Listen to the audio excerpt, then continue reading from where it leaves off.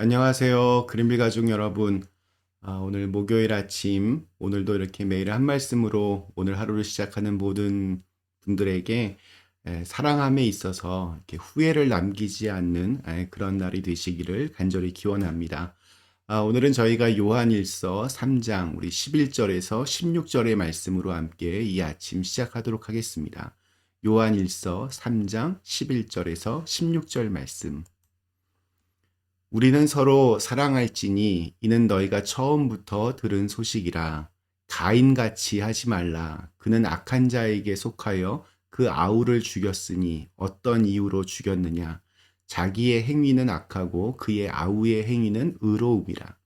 형제들아, 세상이 너희를 미워하여도 이상히 여기지 말라. 우리는 형제를 사랑함으로 사망에서 옮겨 생명으로 들어간 줄을 알거니와 사랑하지 아니하는 자는 사망에 머물러 있느니라. 그 형제를 미워하는 자마다 살인하는 자니 살인하는 자마다 영생이 그 속에 거하지 아니하는 것을 너희가 아는 바라. 그가 우리를 위하여 목숨을 버리셨으니 우리가 이로써 사랑을 알고 우리도 형제를 위하여 목숨을 버리는 것이 마땅하니라. 아멘. 네, 오늘 읽은 말씀에서는 우리가 짓지 말아야 할 죄 중에서 가장 중요한 죄 하나를 말씀하고 있습니다. 그것은 바로 사랑하지 않는 죄입니다. 인생의 마지막을 이제 남기신 분들에게 살면서 무엇이 가장 후회가 되시는지를 물어보면 뭐 더 많이 공부를 못한 거, 더 많은 돈을 벌지 못한 거, 더 즐기며 살지 못한 것, 이런 것들보다 더 많이 사랑하지 못한 것이라고 대답하는 분들이 많이 있습니다. 왜 그럴까? 사는 것이란 곧 사랑하는 것이기 때문입니다. 사랑하다와 살다는 그 어원이 같다라고 합니다. 우리 영어에서 live와 love 보면 live는 L-I-V-E, love는 L-O-V-E 한 글자만 다를 뿐입니다. 그래서 삶에서 사랑을 빼면 남는 것이 아무것도 없다. 이러한 의미이기도 합니다. 요한일서 우리 3장에서 하나님께서는 우리에게 깨끗하라고 말씀하셨고 또 죄를 짓지 말라 하신 후에 가장 먼저 사랑하지 않는 죄에 대해서 언급을 하십니다. 그 이유가 무엇일까? 그것은 사랑하지 않는 죄야말로 세상에서 가장 오래되고 또 가장 뿌리 깊은 죄이기 때문입니다. 사랑하지 않는 죄는 우리 인류 최초의 범죄에서부터 벌써 드러납니다. 인류 최초의 범죄는 아담과 이브가 선악을 알게 하는 나무의 열매를 먹은 것이었습니다. 우선 이 일은 하나님께 죄가 되었습니다. 그것을 먹음으로써 피조물인 사람이 창조주이신 하나님처럼 되려고 했으니 그것이 죄이고 또한 먹지 말라 하셨음에도 불구하고 먹었으니 불순종의 죄였습니다. 자, 그런데 이 선악을 알게 하는 나무 열매를 먹은 이 죄가 어떻게 사랑하지 않는 죄가 된 것일까? 이 죄의 과정을 한번 생각해 보십시오. 사랑이란 다른 사람이 이렇게 잘 되게 하는 것입니다. 자, 그런데 여자, 이브의 경우 그 열매를 먼저 먹어서 죄를 먼저 지었습니다. 그런데 그녀는 자신이 죄를 지은 것도 모자라서 남편 아담에게도 열매를 줘서 먹게 함으로 타락하게 했으니 이것이 이브의 또 다른 죄였습니다. 그러니까 그녀는 사랑의 실패자였습니다. 그 후에 아담도 사랑에 실패했습니다. 하나님께서 왜 그 열매를 먹었느냐 책망하실 때 이 아내에게 그 모든 책임을 떠넘겼습니다. 창세기 3장 12절에 보면 아담이 이르되 하나님이 주셔서 나와 함께 있게 하신 여자 그가 그 나무 열매를 내게 주었으므로 내가 먹었나이다 라고 되어 있습니다. 이것은 당신 때문이야 라고 그런 원망 섞인 그러한 말입니다. 그 후로 사람 사이에는 이런 원망이 일반화되고 당연히 사랑해야 할 관계에서도 원망과 미움이 자리를 잡게 되었습니다. 이렇게 보면 사랑하지 않는 죄야말로 세상에서 가장 오래되고 뿌리 깊은 죄라고 하겠습니다. 그때 이후로 세상은 사랑보다 미움이 가득한 곳이 되고 말았습니다.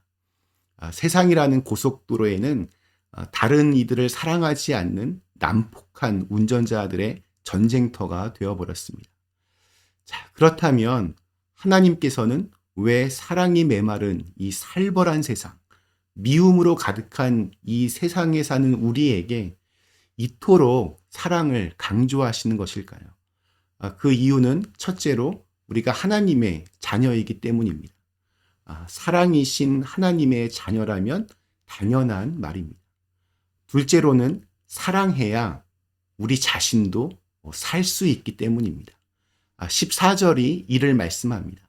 우리는 형제를 사랑함으로 사망에서 옮겨 생명으로 들어간 줄을 알거니와 사랑하지 아니하는 자는 사망에 머물러 있느니라. 형제를 사랑함으로 자신부터 생명으로 들어가는 구원을 얻습니다. 그러나 사랑하지 않으면 사망에 머물게 됩니다. 머리로는 사랑해야지, 그래야 나도 살지, 이게 알지만 참 쉽지가 않습니다. 왜 이 세상에서 사랑의 사람으로 살아가는 것이 이토록 어려울까요? 첫째는 세상이 원래 그런 곳이기 때문입니다. 이 세상은 사랑보다 미움이 많습니다. 더구나 이 세상은 그 마귀의 가치관이 가득하기 때문에 하나님의 말씀을 품고 사는 우리를 미워할 수밖에 없습니다. 그러기에 세상이 우리를 사랑해 주길 기대하는 것은 어리석은 것입니다. 요한의 때도 그랬습니다. 그래서 13절에서 이렇게 말씀하고 있습니다. 형제들아, 세상이 너희를 미워하여도 이상히 여기지 말라. 약간 좀 불편한 말씀이지만 사실입니다. 그리고 세상이 우리를 아무리 미워해도 이상하게 여기지 말고 계속해서 사랑해야 될 두 번째 이유는 우리를 미워하기 전에 세상이 예수님을 먼저 미워했기 때문입니다. 예수님을 미워해서 십자가에 죽인 세상이 그 제자들인 사도 요한을 그리고 오늘 우리들을 그렇게 사랑하겠습니까? 그러므로 세상이 우리를 미워해도 우리는 그럼에도 불구하고 또 사랑해야 합니다. 미워하면 다 함께 죽습니다. 미워하면 어떻게 모두가 다 죽게 되는지를 보여주는 예가 오늘 말씀에 등장하는 가인의 이야기입니다. 가인은 하나님께서 자신의 제사는 받지 않으시고 동생 아벨의 제사만 받으실 때 아벨을 시기하고 미워했습니다.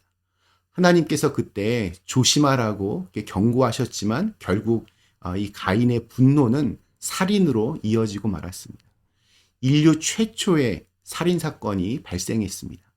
시기와 미움이 커져서 살인이 된 것입니다. 15절 말씀, 그 형제를 미워하는 자마다 살인하는 자니 살인하는 자마다 영생이 그 안에 거하지 아니하는 것을 너희가 아는 바라. 자, 그렇다면 가인은 어떻게 되었습니까? 가인 역시 그곳에서 쫓겨나 계속해서 방황하는 인생을 살게 됩니다. 즉 그 역시 죽은 것과 다른 바 없게 되었습니다. 사랑하지 못하면 결국은 자신도 죽게 됩니다. 자, 그렇다면 진정한 사랑은 어떤 것일까요? 진정한 사랑은 죽이는 것이 아니라 자신이 죽는 것입니다. 그 원조가 예수님이십니다. 예수님께서는 당신이 죽어서 사람을 살리셨습니다.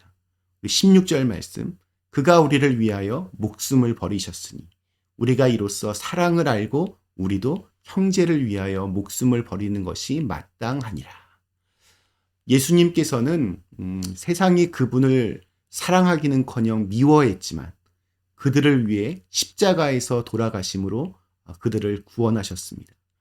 세상이 예수님을 사랑했기 때문에 그 대가로 십자가를 지신 게 아니었습니다. 세상은 주님을 미워했지만 예수님께서는 그들을 위해 십자가를 지셨습니다.